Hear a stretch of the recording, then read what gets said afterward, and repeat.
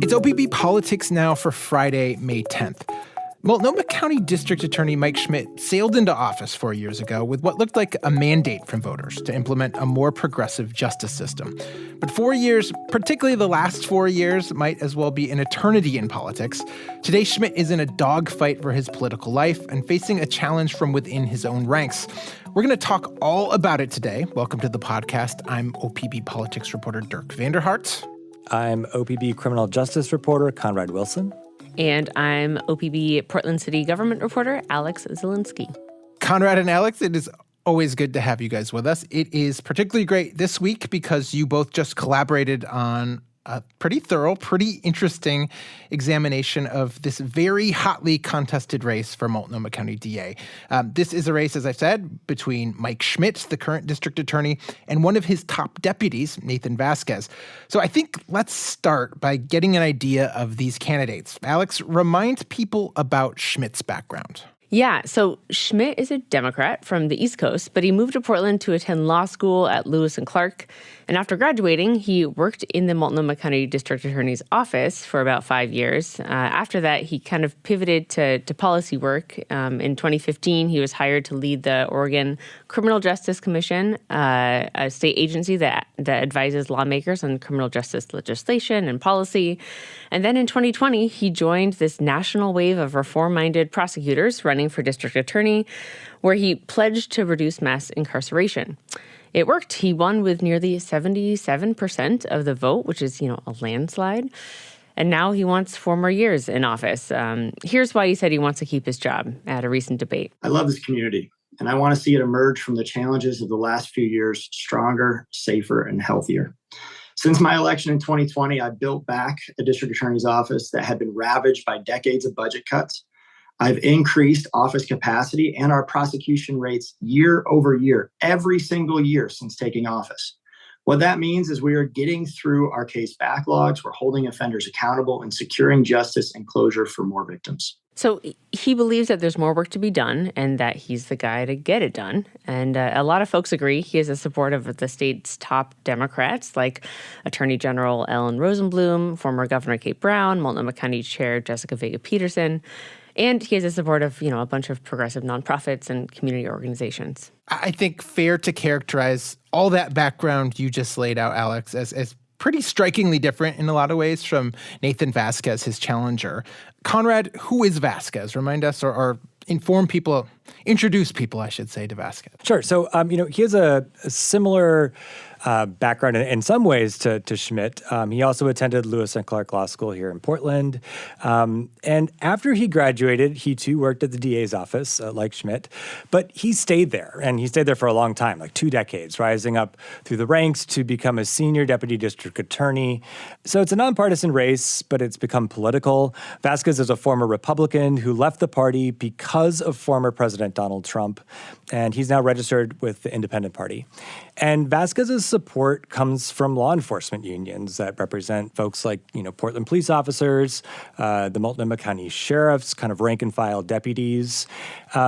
And Vasquez is really making the case that those relationships, along with, his decades of experience in the courtroom as a prosecutor, really make him a better candidate. And here's Vasquez speaking at a recent debate. In May, there are 2 paths, and, there's a clear choice.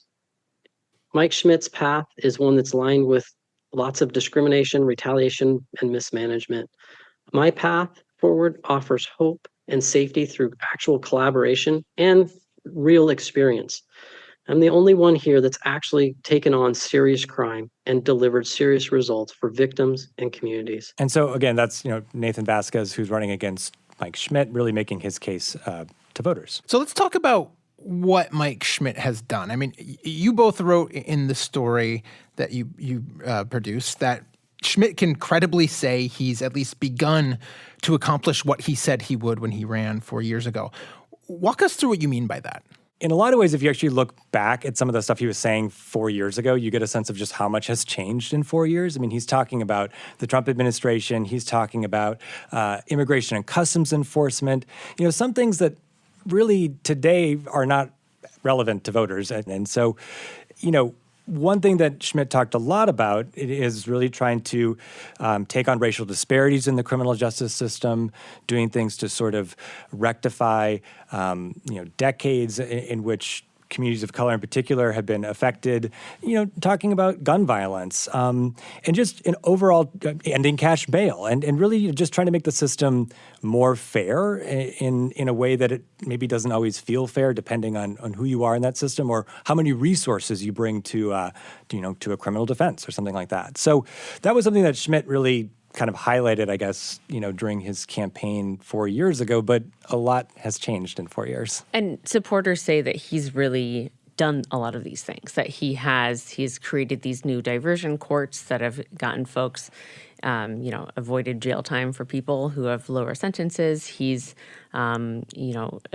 set up these expungement clinics to help folks kind of get rid of their criminal case records, and just introduced new programs that in the past 4 years haven't had time to fully bloom. But the fact that he's kind of planted the seed is the record he's running on. Mm-hmm.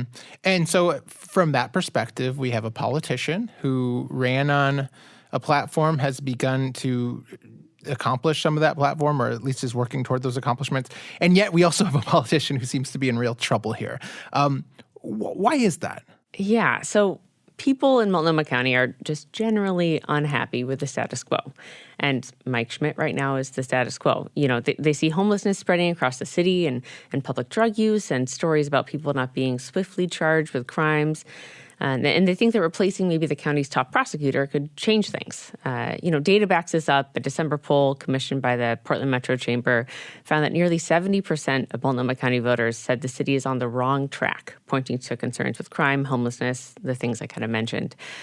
We spoke to a number of political strategists and people kind of close to this race who all seem to agree that the race is much more about voters' feelings about public safety than the actual people running.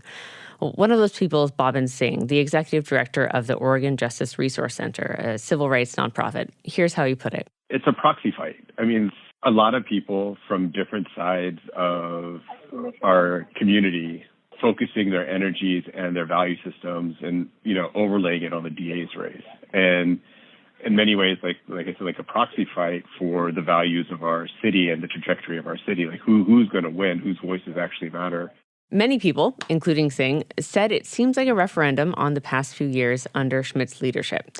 And a vote for his opponent means a vote against the way things are right now. And let's just talk, something we've mentioned I want to drill in a little bit deeper to here, which is that, Portland today feels so different in many respects from Portland 4 years ago when we were just at the outset of a pandemic, and just a lot has happened. Help us remember just like some of the things that have taken place during Mike Schmidt's tenure. Yeah, it's been a roller coaster. It's important to remember that Schmidt was elected in May 2020, which was before the racial justice protests that put Portland on a national spotlight, before Oregon's fentanyl crisis really exploded, and before unsheltered homelessness became as big of a visible issue in Portland. And it was just, in the early months of the COVID pandemic when no one really knew the impact that it would have on the city and the world. The racial justice protests began a week after Schmidt was elected, and then the current DA, Rod Underhill, resigned. Schmidt wasn't supposed to start work until 2021, but that changed when Underhill stepped down. I spoke with Deborah Kafori, who was the chair of the Multnomah County Commission at the time. Here's how she remembers this moment. I think it's important to talk about the time and the place that we were in when he took office. First of all, he started early. He won the election in May and wasn't supposed to start until January of the following year. And if we remember, Rod Underhill resigned. So he was handed kind of, a shit sandwich from the get-go. So she's talking about being thrown into the chaos of overseeing the George Floyd protests without much time to prepare or build up his staff or kind of any of that work that a newly elected person gets to have before they enter office. And he really came in hot. So days after starting, he held a press conference saying that his office was only going to prosecute protesters who were arrested for property damage, theft, or assault against another person. and that he would drop all other protest-related cases. This was seen as a big victory for kind of civil rights leaders, but not everyone felt that way. To law enforcement and property owners in downtown Portland, where much of the protests were happening, it sounded like the county's brand new district attorney was encouraging people to break the law. Everyone kind of points to this moment where Schmidt really divided the community just, a week after entering office. And he struggled to come back from it ever since. Another big thing that happened right after Schmidt entered office was the passing of ballot measure 110. I know our listeners are familiar with this, but as a reminder, that was a measure that decriminalized small amounts of illicit drugs and funded substance abuse treatment programs. But, the surge of fentanyl and the slow rollout of those treatment programs really hampered that measure's success. During this period of time, also, we saw skyrocketing overdoses and open drug use on our streets. And like many of the issues in the past 4 years, a lot of people blamed Schmidt for all of this. And Conrad, you noted up top when we were introducing listeners to Vasquez that he's gotten quite a bit of support from law enforcement folks who maybe are upset from any number of the things that Alex just mentioned. I mean, one thing that's hard to ignore is that there are a segment of Schmidt's own employees, maybe a sizable segment, who also want him gone. And I think that speaks to some troubled dynamics that we've heard about within the DA's office. So give us a sense of what we know about that. Sure. Well, by all accounts, it has been tense for the last year or so since Vasquez announced he was running against his boss. It's pretty awkward. As you said, there have been other issues that have popped up too. There's they've done a couple of internal surveys of folks that work in the office, sort of like employee satisfaction, engagement kind of stuff. And there's been strong discontent among women and people of color in the office. Several female prosecutors have raised concerns about Schmidt's management of the office. They've cited sexism.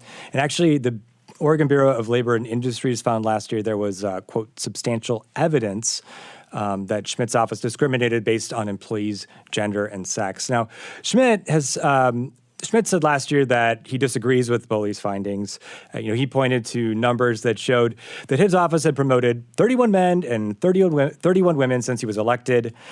Multnomah County actually also hired an outside law firm to conduct an investigation, and the investigation corroborated what Schmidt said. So, with that as sort of a background, it's not super surprising that the union that makes up the rank-and-file prosecutors, which Vasquez is part of, decided to endorse Vasquez over Schmidt. With some of with the support from police officers, sheriff's deputies, some DAs, has also come, and others, has also come some pretty significant financial support for Vasquez. What's it look like? Yeah. So we saw a huge amount of money rush into Vasquez's campaign early on in the race. A lot of it coming from some of the city's, wealthiest donors, like Nike co-founder Phil Knight, real estate mogul Jordan Schnitzer, and Columbia Sportswear CEO Tim Boyle, people who usually back conservative campaigns. In all, Vasquez has earned just a little over $1 million. And for a while, Schmidt was lagging far behind Vasquez financially, just collecting a lot of small donations. That changed in the past week or so when he saw hundreds of thousands of dollars come in from the Working Families Party of Oregon, which is a left-leaning party that has been recently bankrolled by George Soros, the philanthropist who traditionally supports progressive candidates. So now Schmidt has nearly caught up to Vasquez's donations, just under $1 million total. It's worth saying that this is way more money than usual to see poured into a district attorney's race. For example, when Schmidt won the seat in 2020, he only raised just a little under $300,000, less than half of what he's raised this time around, and he won. It's a good point. Like, we've been talking about all the support Vasquez has.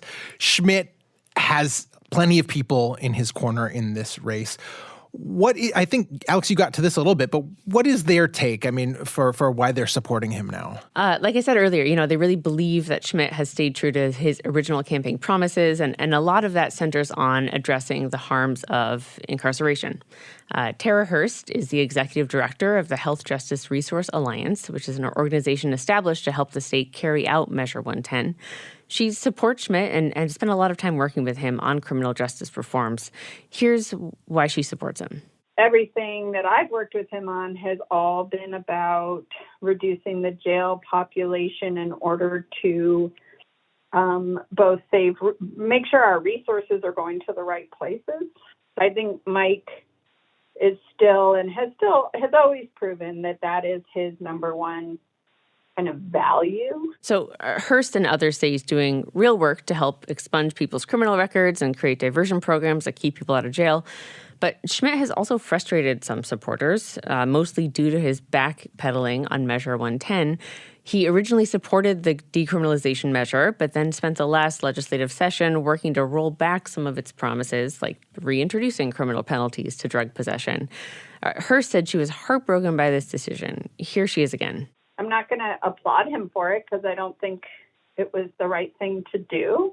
But I also recognize that, like, being an elected leader, especially in a position like that, or a mayor or a city councilor, like, you do need to step up to where your constituents and community are asking you. Yeah, what's interesting to me is that while she disagrees, she acknowledges that this shows him kind of turning into a serious politician. I want to touch on a point, and I think an important point you all made in this story, which is that this is not just Portland. This is not just Multnomah County, right? Progressive prosecutors like Schmidt have been increasingly, I think, subject to backlash in recent years. You know, yes and no. And I think we should be really clear when we talk about progressive prosecutors. It's not necessarily like in a political context. I mean, we're not talking about like liberal. I mean, some are.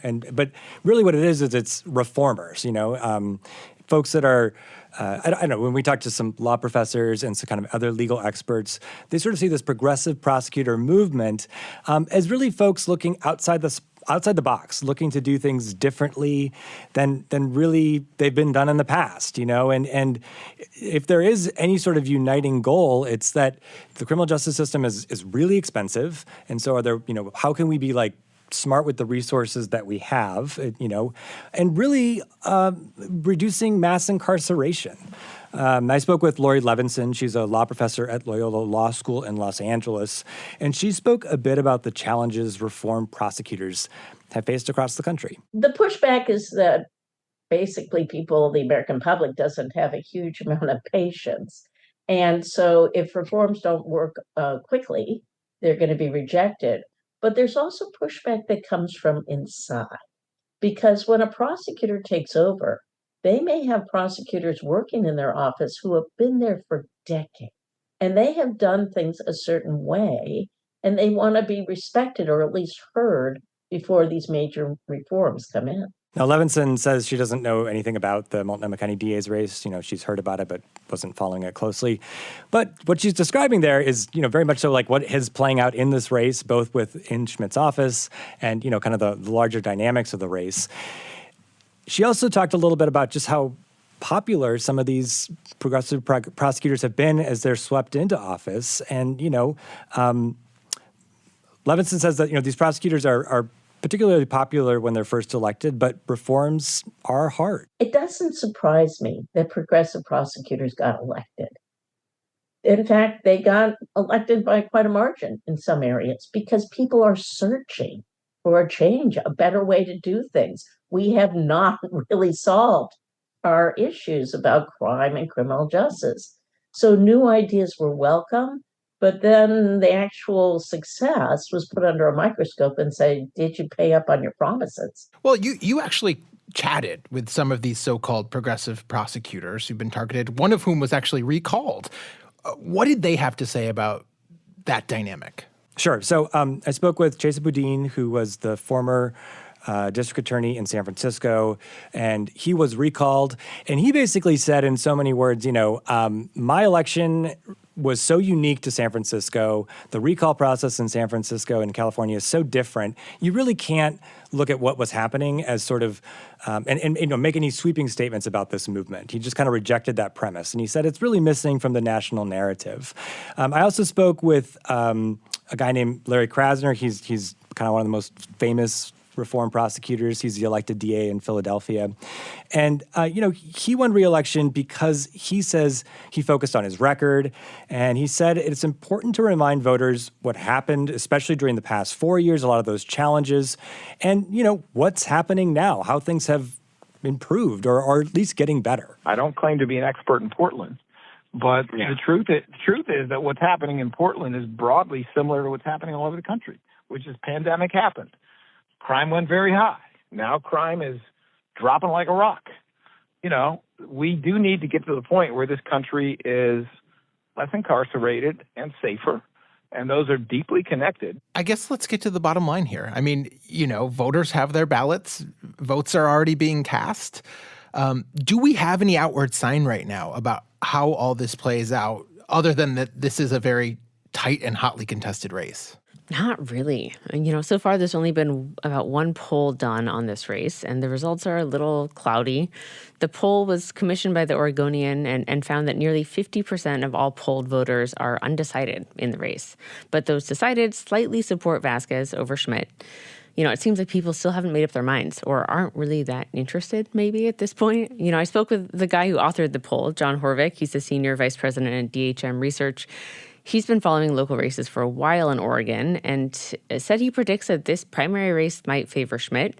That's because this election is expected to have a pretty low voter turnout, and historically, primary elections bring out more Democrats than non-affiliated voters, which may be more drawn to vote for Vasquez. Everyone I spoke with really had a different guess on how the chips will fall on May 21st, so fair to say that it's very much undecided. And I'm just, on a personal note, very interested in what happens because I think it could be a harbinger, potentially, about the mood of the electorate going into November when we will be selecting a new city council, and very much might be a sign of what Portland has in store for years to come. We will talk about that when it happens, and we will leave this here for today. Thanks to both of you for talking about your reporting with us. Welcome, Dirk. Thanks for having me. Thanks, Dirk. This episode of OPB Politics Now was produced by Andrew Thien with audio engineering from Nalene Silva. Our music comes from Audio Network. We'll be back next week with more political news from across the Pacific Northwest. Until then, you can find Alex and Conrad's fascinating coverage and more stories on primary races at opb.org. And while you're there, why not become an OPB member? You can also rate and review us in your podcast app of choice. Thanks for your support, and thanks for listening.